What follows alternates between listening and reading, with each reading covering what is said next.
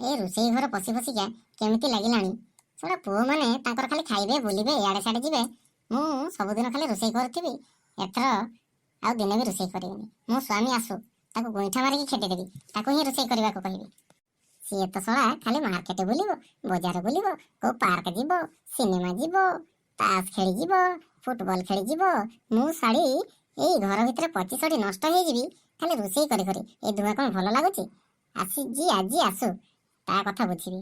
ମୋ କଥା ସିଏ ନ ବୁଝିଲା ଯାଏଁ ତାକୁ ଜମାରୁ ଛାଡ଼ିବିନି। କାଲି ରାତିରେ ଆସି କ'ଣ କହୁଥିଲା ନା ତରକାରୀ ଭଲ ଲାଗୁନି। ମସଲା ମସଲି ଆଣିଦେଲେ ସିନା ଭଲ କେ ତରକାରୀ ରାନ୍ଧିଦେବି। ଖାଲିଟାରେ କ'ଣ ମସଲା ନଦେଲେ ଭଲରେ ହବ?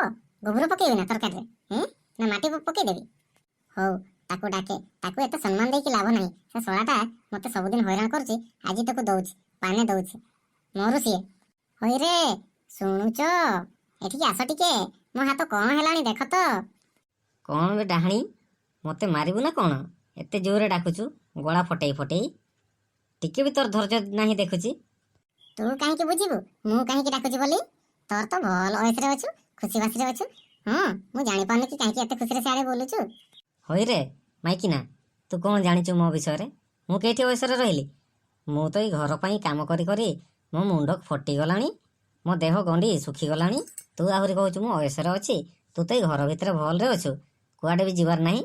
ଖାଲି ଅର୍ଡ଼ର କରୁଛୁ, ଏଇଟା ଆଣେ, ସେଇଟା ଆଣେ, ଏଇଟା ଦେ, ସେଇଟା ଦେ। ତୁ କ'ଣ ବୁଝିବୁ ମୋ କଷ୍ଟ କଥା?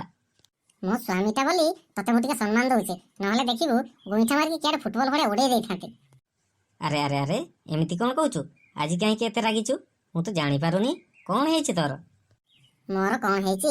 ମୁଁ ଜମାରୁ ଏଇ ରୋଷେଇ ଘରେ ଆଉ ରୋଷେଇ କରିପାରିବିନି। ଏଠି ଧୂଆଁରେ ମୁଁ ମରୁଥିବି, ତୁ ତ ଭଲ ସ୍ୱାଦିଷ୍ଟ ଖାଦ୍ୟ ଖାଲି ଗେମ୍ଫୁଥିବୁ ଆଉ। ହଉ ହଉ, ସବୁ କଥାର ତ ସମାଧାନ ଅଛି। ମୁଁ ଗୋଟେ ସମାଧାନ ଭାବିଛି। ଯଦି ମାନିଯିବୁ ତତେ ଆଉ ଏଇ କଷ୍ଟ କରିବାକୁ ପଡ଼ିବନି। ବୁଝିପାରିଲୁ?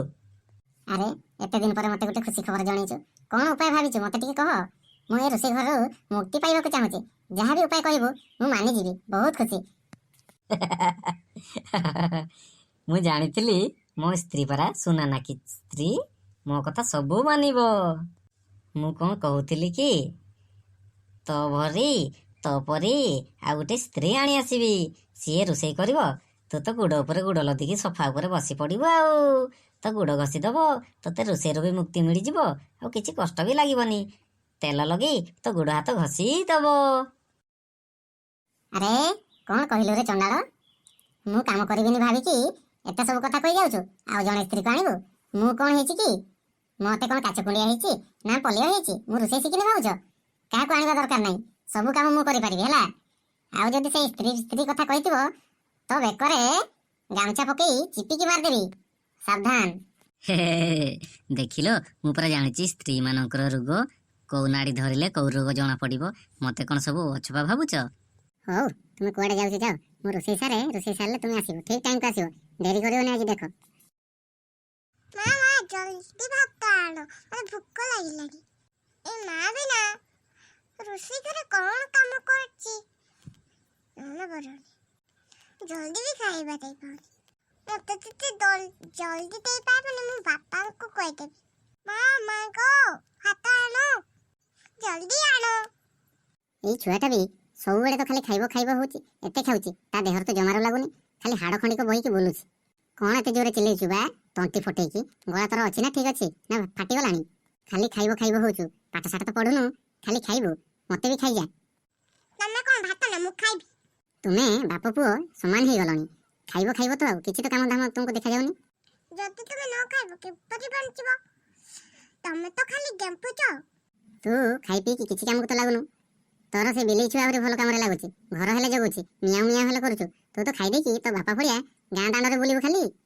ହଉ, ତାହେଲେ ସେ ବିଲେଇକୁ ପୁଅ କରିଦିଅ।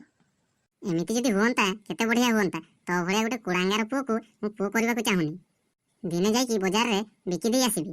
ସେଇଥିପାଇଁ ମୋ ବାପା ତତେ ପାଟି କରିଛି ଆଉ। ଓହୋ, ତୁ ତାହେଲେ ତୋ ବାପାର ସବୁ ଗୁଣ ଆଣି ଆସିଛୁ ଆଉ। ହଉ ହଉ, ଆଉ କିଛି ଦିନ ଯାଉ, ତୁମକୁ ଶିଖଉଛି। ତୋ ବାପାକୁ ବି ଦେବି ପାନେ, ତତେ ବି ଦେବି ପାନେ। ଦେଖିବ ତାପରେ ମୋ ଉପରେ କେମିତି ହାକିମାତି କରିବ।